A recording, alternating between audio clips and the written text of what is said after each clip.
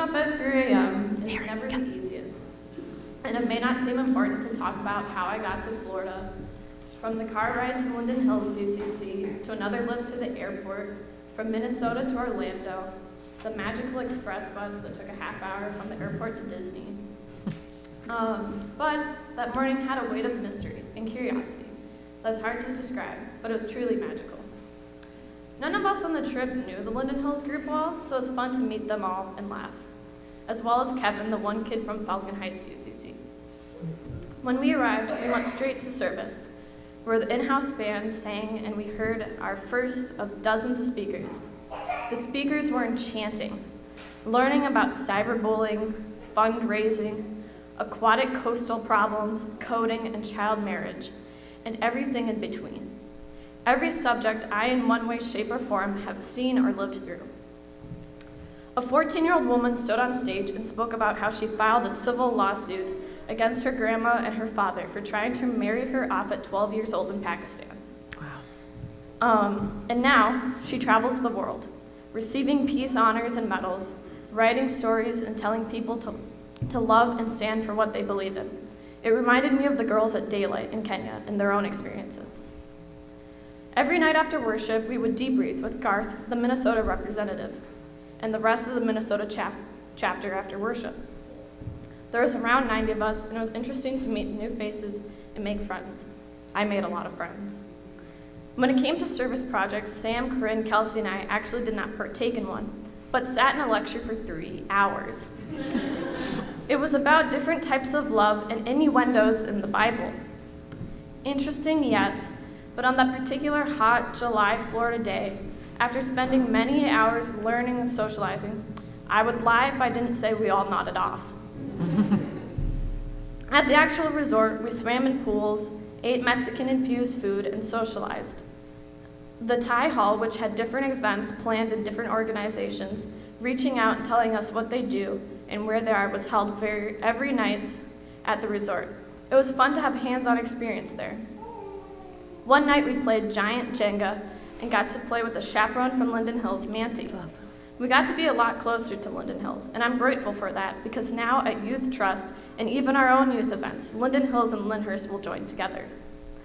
At the actual park, although only one day, I tested my beliefs. I hate roller coasters, and went on the biggest one I've ever been on, which was Thunder Railroad. I don't scream, but I will tell you the photos taken inside the rides on Space Mountain and Splash Mountain are hilarious. Bonding with the Lynnhurst group was so much fun, and we got to have lots of laughs and eat food and run around. The event was only 5 days, but seems as if it could last for weeks. NYE was interesting to reflect on spiritual beliefs, friendship, the world around us, and of course, Disney. I won't speak for the group, but I had a wonderful time and would love to go to another NYE conference. The fact that every morning and night I sat in the same hall as 4,000 other teens to think, reflect, discuss, and share opinions on social issues in the world and fascinating, educational, and once-in-a-lifetime opportunity. Thank you for supporting me on my trip, and thank you for listening.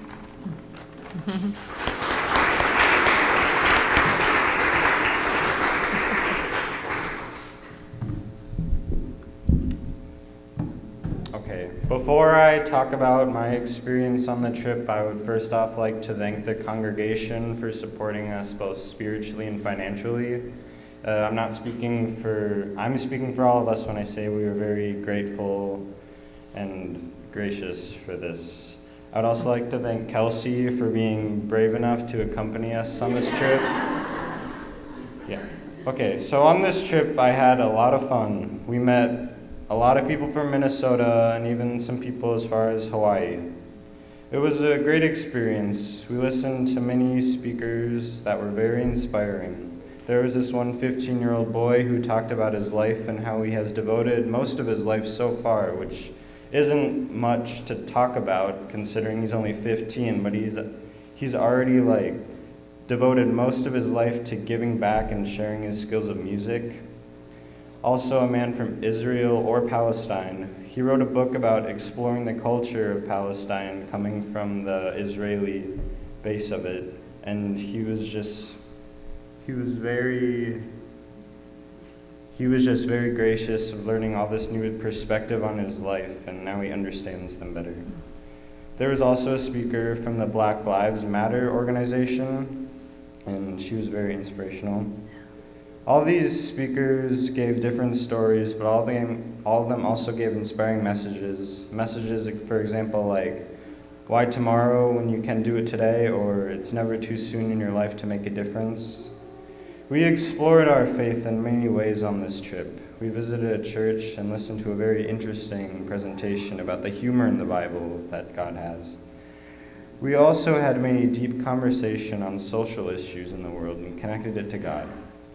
On the final day, we went to Disney World for a day and believed it was the first time for most of us, and it was a very fun experience and the time we had. It was a great end of the trip. So once again, I would like to thank you all for your generosity and prayers, and we had a great time on our trip, and I don't think any of us have any second thoughts about it.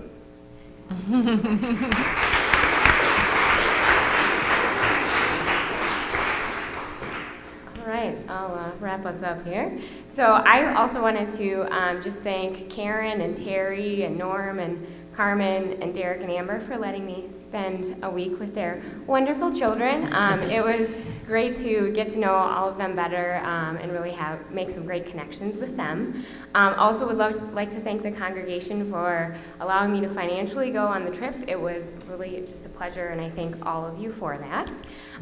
For me, the biggest takeaway that I had was just how meaningful it is for a lot of the youth who attended to find faith within the UCC congregation that matches their social beliefs, and really, seeing a lot of them struggling with whether that's GLBT issues or racial issues, and finding a home within the UCC church. It was really unique and special, and let me know how grateful I am that I grew up here, and how grateful all of our youth are to grow up in a congregation that really matches those beliefs with kind of what's going on in the broader world. I did want to share quick with you, we got to have, I'm going to find his name here, John Dorhauer, who is the president of the UCC. He came into our Minnesota conference, kind of smaller group area with Garth, and got to talk with our Minnesota youth for a few minutes, and he told a story about how he has kind of this lapel that was given to him by a member of one of the Orlando UCC churches, and it was a piece of a blanket that was made for the Orlando shooting victims. And so he was kind of talking about how special that was, and how important it's been for us to be involved with helping out those families and friends for those victims. And so he was, gave us kind of that whole backstory, and then we went to take a picture in kind of in the youth hall with the Minnesota conference, and what would you know, but the gal who was from the Orlando UCC had this blanket with her, and so we got to take a picture with it, with the whole Minnesota conference, and with this wonderful blanket that had all the victims' pictures on it, and so that was very special. I thought that was wonderful. So that's kind of the wrap up for me. So I think we're going to turn to a song that we would like to share with you guys. And it is a song that we sang, I would say, at least twice a day we'll go with. But we found it very memorable and kind of catchy. I think it's got a good catchy tune to it. So I think it's on page 4. And Paul's going to start us off with some music.